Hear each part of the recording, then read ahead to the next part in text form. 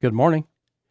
I recently read about a nice young post office worker who was sorting through her regular mail one day, and that's when she discovered an unusual letter that was addressed as follows: God, care of heaven.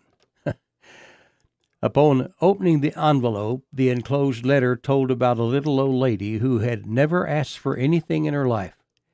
She was desperately in need of $100 and was wondering if God could send her the money. The young lady at the post office was deeply touched and passed the hat among her fellow postal workers. She managed to collect $90 from her coworkers, and she promptly sent it off to the old lady. Guess what? Sometime later, another letter arrived addressed in the same way to God, so the young lady opened it, and here's how that letter read. Thank you for the money, God. I deeply appreciate it. However, I received only $90. It must have been those jerks at the post office. Oh, boy. When I read that, I remembered reading something in the Holy Bible that described people like that. The Apostle Paul wrote, "But realize this," he said, "that in the last days difficult times will come.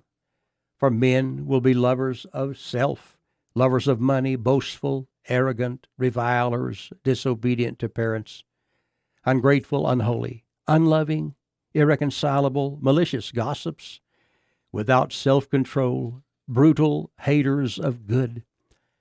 Well, that's quite a list of undesirables, isn't it?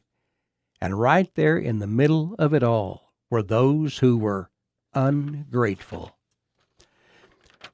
Methodist pastor Mark Jones said this: "Thank you is an interesting phrase. It's the standard of decorum in our society, a benchmark of civilized, polite people. We repeat over and over to our children, 'What do you say?' in our attempts to instill in them a sense of gratitude. It's a good thing. I've learned a few things along the way. I've learned that there are times when I will be misunderstood. I've learned that even my best efforts will fall short in the eyes of some and will be totally ignored by others. I've learned that there are other folks out there who give it their best and still remain misunderstood and unappreciated. Gratitude is a lifestyle, not a thank you note or a one-time comment just to satisfy politeness.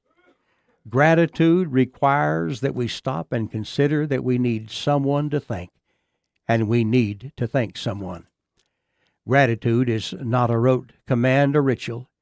It's the natural beat of a thankful heart, and it is expressed in practical ways every day of life. I'm Larry Hatfield. Good day.